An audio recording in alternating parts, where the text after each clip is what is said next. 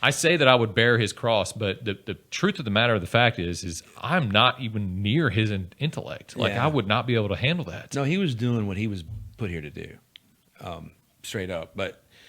And no one's going to fill those shoes. But No, multiple people will. I listened to you talk.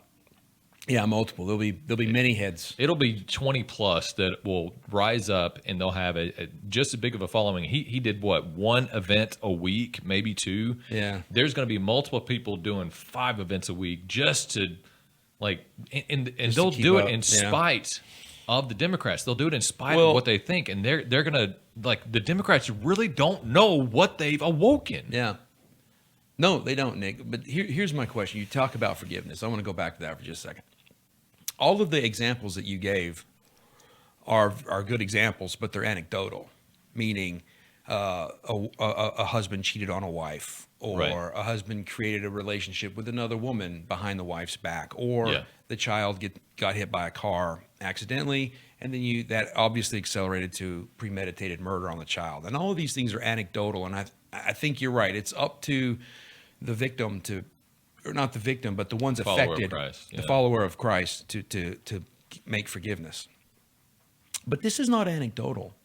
These people are running amok, and they have true designs to destroy the system of values that the right possesses, to destroy our way of life. They're assassinating people. They're killing, they're murdering people. They're making assassination attempts against presidents. And so I'm wondering how far forgiveness is going to go, even for a man of Christ. Or is there a virtue that Christ purported to uphold that says, well, I mean, it's in the Bible. There's a time for all things, a time for war and a time for peace. And so I'm wondering at what point does forgiveness stop and action take place? Well, I want to clarify that, because I'm glad you asked that question. When I say you don't have a choice but to forgive, it doesn't mean you trust. Like you're not yes, your responsibility as a follower of Christ is to forgive because Christ forgave you, but it doesn't mean you put your full trust in that person. What about justice, though? You can forgive. Justice, according to Jesus, says, "Revenge is mine, saith the Lord." Do you really think that you can implement the kind of revenge or justice that Christ can? No, of course not. Okay, but I can implement the kind of justice that man can, and there needs to be justice. Well, here's what I'm saying. I'm not saying that we trust them just because we have to forgive them. Yeah. And I'm not saying that they don't have due process and that they don't have something coming to them, because they do. And if God calls me to be a part of that, which I believe he has, I believe he's called you to be a part of that, then guess what? The thing is, we can't do it the way they do it. We can't do it out of hate. You understand what I'm saying? Sure, yeah. But we can't do it out of forgiveness either. That's what I'm saying. Where's the line between forgiveness and justice? Is different than delivering the justice that is deserved. Mm-hmm. It's just like when a judge judges you for a crime that you've committed, he can forgive you for the crime, but there's still going to be consequences for that crime. You understand what I'm saying?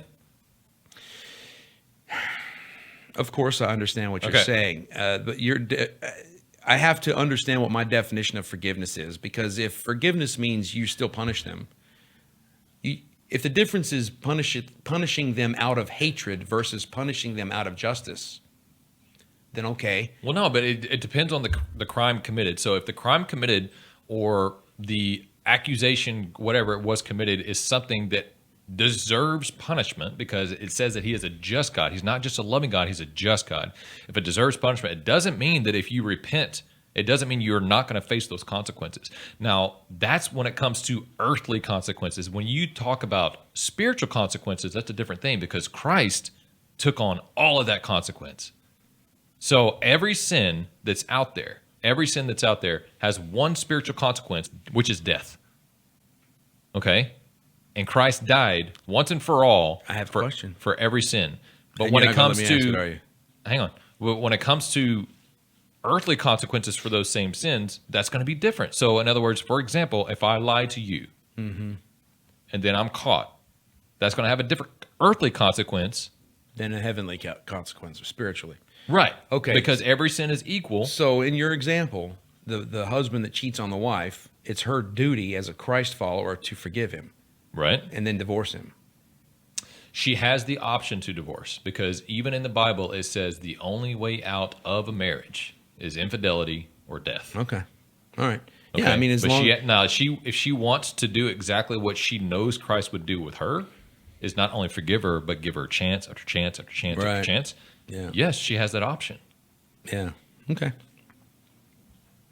Yeah, it makes sense. Yeah, but the thing is, because just hang to on. forgive someone and then not, and there be no consequence. If you want to put this in an analogy of infidelity in a marriage, the way the Democrats have cheated on the American people, we've given them chance after chance after chance after chance. We're done. Yeah. We're done. They have 0 chances left. Yeah.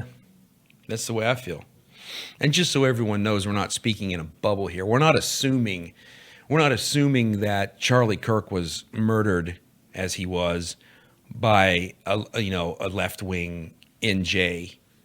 And I don't even, Who else would it be, though? Yeah. Like, who else would it be other than a left-wing extremist? yeah, let me finish.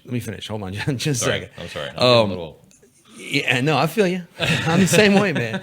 We're not assuming that he was murdered by someone on the left. All of the evidence points to that, and that evidence being that they actually found the rifle that was used to shoot him. It was used to kill him. It was they found it laying in a wooded area on the trajectory that the person would have run from, or that they actually caught him on film distantly running in.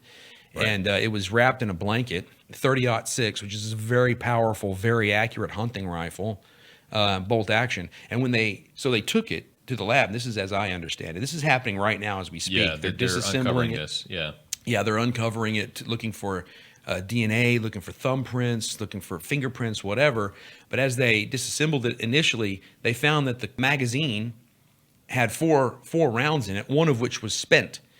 Because and on the brass casings, I don't know if you knew this, Nick, each one of those bullets had a phrase marked on it that was of the trans activist movement. Like, No. Oh, are you talking about like in representation of them? yes, yeah. Wow. You know how like in World War II, we used to our flyboys used to paint pictures and on their B-17 bombers and whatever. They were doing that to the bullets. Like the bullets, I don't know what those phrases were, but all reports say that they were of a transgender activist ideological bent. So yeah, I don't think it's too much of a stretch, especially all things considered elsewhere.